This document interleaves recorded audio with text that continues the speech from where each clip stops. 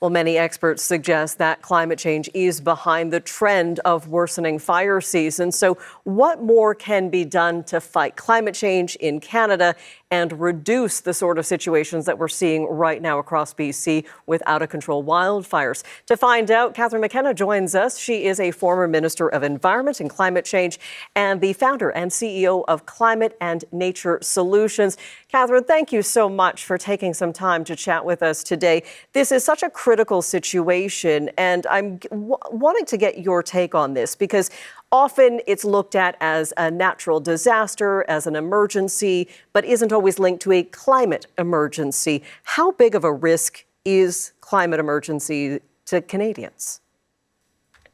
Well, I think Canadians know this. In fact, we're seeing how we're in a climate emergency right now across the country with these wildfires that are literally requiring, people are really scared. You see the videos on social media. People are having to rush from their communities, evacuate. Indigenous communities having to evacuate on their own or with military support in some cases. We have air quality warnings as a result of the fires, which is really dangerous for regular people. If you have asthma, if you're a senior, if you're a pregnant woman, extreme heat. Which is terrible for all the workers outside, and so many people, can't handle this heat. Well, I don't think that anyone really can. And then you see flooding, you see all sorts of, really extreme weather.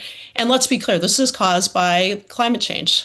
So we have a problem, as my mom always told me, when you have a problem, you got to identify it. And then you got to work on the solutions. And the good news is we actually have amazing, cleaner, cheaper, better solutions.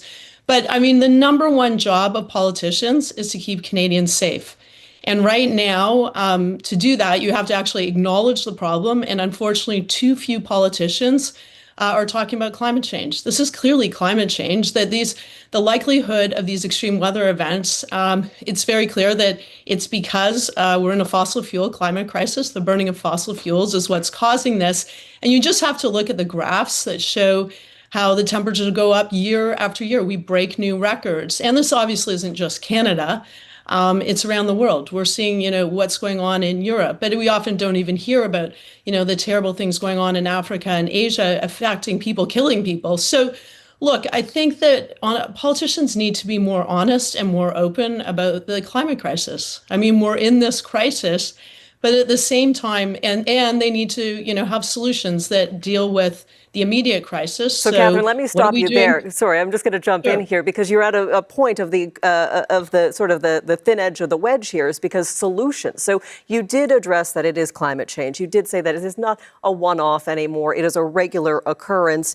And you brought up fossil fuels. So what are some of the solutions that we can do today that the government should be saying, hey, let's have a press conference and announce X? What is the X? Well, there's two things we need to do. One, we need to keep Canadians safe now. So that means we need to do things like address the wildfires. And we know, in Ontario, the government of Ontario did not spend enough money. They saw how much the wildfires were going to cost last year, and they spent less money.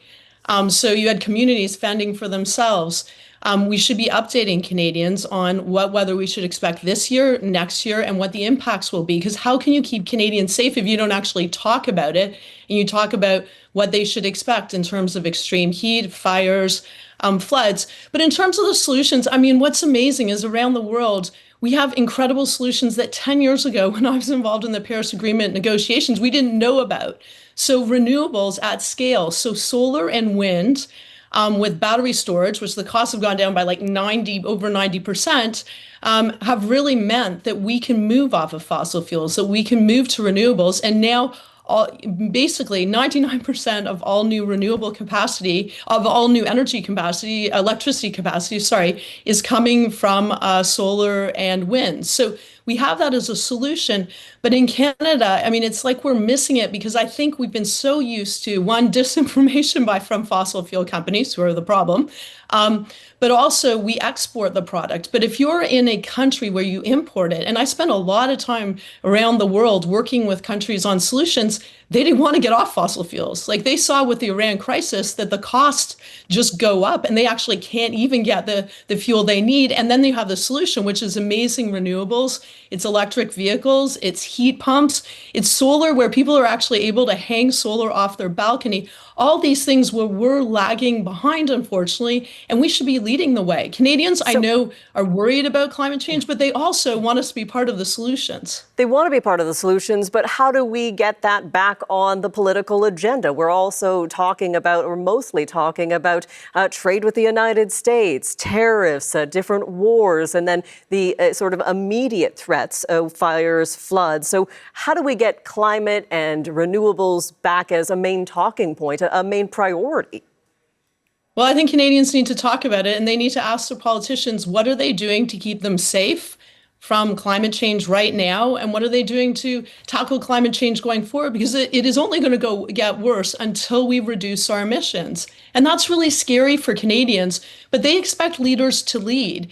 And they also, by the way, this is about saving money. These are way better solutions. So if you have a heat pump or you have solar panels, you're going to be paying less money, not more. If you do large-scale renewables, we just saw an auction in Ontario for our grid, and actually it was renewables, solar and wind, that won because they're way cheaper. And they're also obviously way cleaner. And this is across the board, because right now Canadians aren't benefiting. You know, we don't see when the prices go up with the Strait of Hormuz and there's a crisis, Canadians are paying more. They know this. We're paying more at the pump to fuel our cars, paying more to heat our homes or cool our homes. And so this is also about solutions that are cheaper. And when I go around the world, it kind of makes me sad that I see such a huge uptake in these solutions. And in Canada, we're falling behind. We're falling behind the US. Even the US in solar, accounting for our population, we're 1/10 of the solar that they use in the United States. And that's in states like Texas. Like, this is just an economic case. But I mean, look, politicians need to talk about the problem and reassure Canadians that they're doing things to keep them safe right now, but also to tackle the problem going forward. We need to do everything we can to enable Canadians to pay less money on the solutions. And 3, we need to address the problem.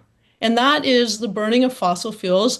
And unfortunately, in Canada, there's so much disinformation by fossil fuel companies. I was just downtown riding my bike, and I saw they have these billboards right in front of Parliament so they can target politicians. And it's like, Canada's, oil and gas is the solution. No, it's actually the problem. And Catherine, because it's also the problem. Sorry, I was just going to say. I just want to make one more point. It makes us less competitive globally. Like, while the world is moving off of fossil fuels, they're going to be buying less.